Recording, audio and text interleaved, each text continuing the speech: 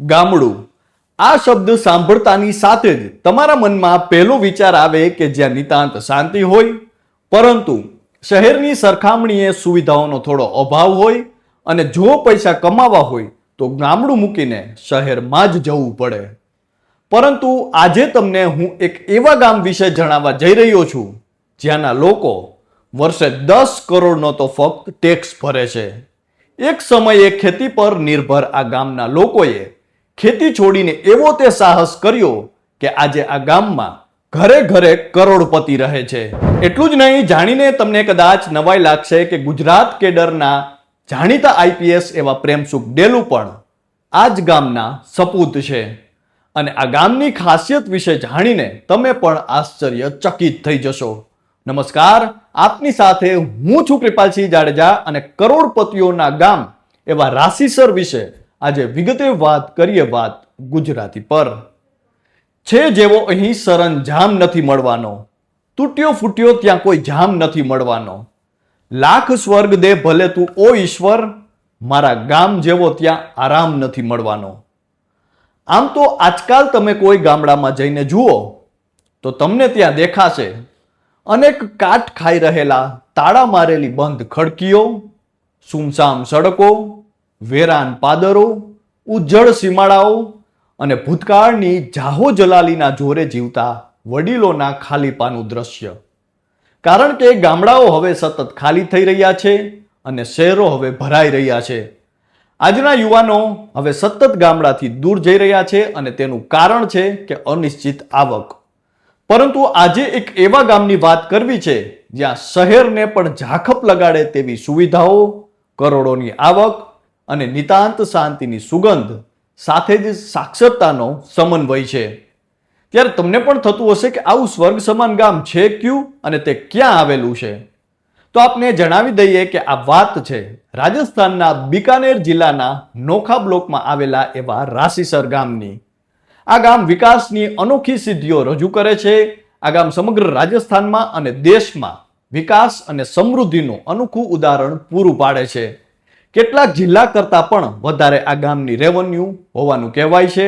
આ ઉપરાંત ગામના લોકો વર્ષે 10 કરોડનો ટેક્સ ભરે છે. તમને કદાચ તમારા મનમાં એ પ્રશ્ન થતો હશે કે આ ગામમાં આટલી આવકનો સ્ત્રોત શું છે? તો આમ તો આજથી 20 વર્ષ પહેલા આ ગામમાં ફક્ત ખેતી પર જ નિર્ભર રહેતા લોકો હતા, પરંતુ આજે રાશિસર એ ટ્રાન્સપોર્ટનું હબ બની ગયું છે. આ ગામમાં જો તમે પ્રવેશ કરશો તો દરેક ઘરની આગળ ટ્રક, બસ અથવા કોઈ કોમર્શિયલ વાહન ઉભેલું ચોક્કસ જોવા મળી જશે. મહત્વનું છે કે રાશિસર ગામની વસ્તી લગભગ 15,000ની છે. ગામમાં 2 ગ્રામ પંચાયત છે, જેમાં રાશિસર પુરોહિતાન અને રાશિસર મોટોવાસનો સમાવેશ થાય છે. 2 સરપંચ પણ છે. અને તમને જાણીને નવાઈ લાગશે કે ગામમાં કેટલાય એવા પરિવારો છે જેમની પાસે 200-300 વાહનો છે, 1500 ટ્રક ટ્રોલી અને સેંકડો બસો આ ગામમાં છે. પ્રશાસનને નોખામાં અલગથી ડીટીઓ ઓફિસ પણ ખોલી દીધી છે. નોખા ડીટીઓનું રેવન્યુ વસૂલી વર્ષનો ટાર્ગેટ 50 કરોડની આસપાસ હોય છે. ગામની શેરીઓ હોય કે ખેતરો હોય, તમને બધે બસ અને ટ્રક જ દેખાશે. નાના મોટા થઈને આ ગામમાં 5000 જેટલા વાહનો છે, જ્યારે ટ્રાન્સપોર્ટ વાહનોની સંખ્યા વધારે છે. 2000થી વધારે તો ટુ વ્હીલર હશે આ ગામમાં. તદુપરાંત જો સુવિધાઓની વાત કરીએ તો ગામમાં મોટા ભાગના મકાનો છે તે પાકા અને આલીશાન છે. એટલું જ નહીં, દુકાનો, ફેક્ટરીઓ અને અન્ય વ્યવસાય પણ ગામના લોકોએ શરૂ કર્યા છે. ગામમાં નોકરીથી વધારે બિઝનેસને મહત્વ આપવામાં આવે છે અને અહીંના મોટા ભાગના લોકો ખુદનો જ વ્યવસાય કરે છે. રાશિસર ગામ હવે એજ્યુકેશનનું પણ કેન્દ્ર બની ચૂક્યું છે. પહેલા જ્યાં 2 સ્કૂલ હતી ત્યાં હવે 10થી પણ વધારે સ્કૂલો છે. અહીંના યુવાનો સ્પર્ધાત્મક પરીક્ષામાં પણ ડંકો વગાડી રહ્યા છે. આઈપીએસ, એન્જિનિયર, ડોક્ટર્સ બનીને આ ગામનું નામ રોશન કરી રહ્યા છે. ગામના ટ્રાન્સપોર્ટ વ્યવસાયી એવા રામગોપાલ મંડાએ જણાવ્યું છે કે પ્રેમસુખ ડેલુ ગુજરાત કેડરના જે આઈપીએસ છે તે આ જ માટીના સપૂત છે. સાથે જ આરએસએસ રાધેશ્યામ ડેલુ, રાજેન્દ્ર ગોદારા, સુરેન્દ્ર ગોદારા, રામકિશન ગોદારા તથા મદન ગોદારા સીઆઈની પોસ્ટ પર તૈનાત છે. રાશિસર ગામને કરોડપતિનું ગામ કહીએ તો પણ અતિશયોક્તિ નથી, કારણ કે અહીં સંપન્નતાની ઝલક તમને દરેક ખૂણે જોવા મળી જશે. વીજળી, પાણી, દવાખાના, રસ્તાની મૂળભૂત સુવિધાઓ શાનદાર છે.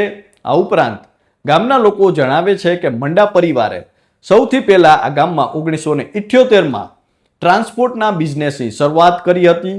તેમણે એક ટ્રક ખરીદ્યો હતો અને આજે મંડા પરિવાર પાસે 100 ટ્રક અને ટ્રેલર છે અને 25થી વધારે તો બસો છે.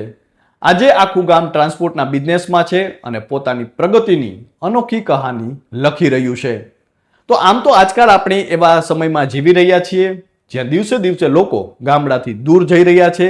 તેમની પાસે અનેક કારણો પણ હશે, પરંતુ ગામની શાંતિ અને શહેરની સુવિધાઓનો જો સંગમ થઈ શકે તો ગામડું સહેજ પણ સ્વર્ગથી ઉતરતું નથી. તો આ ગામને લઈને આપ સૌ કોઈનું શું માનવું છે તે કોમેન્ટ કરીને અમને જરૂરથી જણાવજો. તો હાલ તો બસ આટલું જ. ફરી મળતા રહીશું વાત ગુજરાતી પર.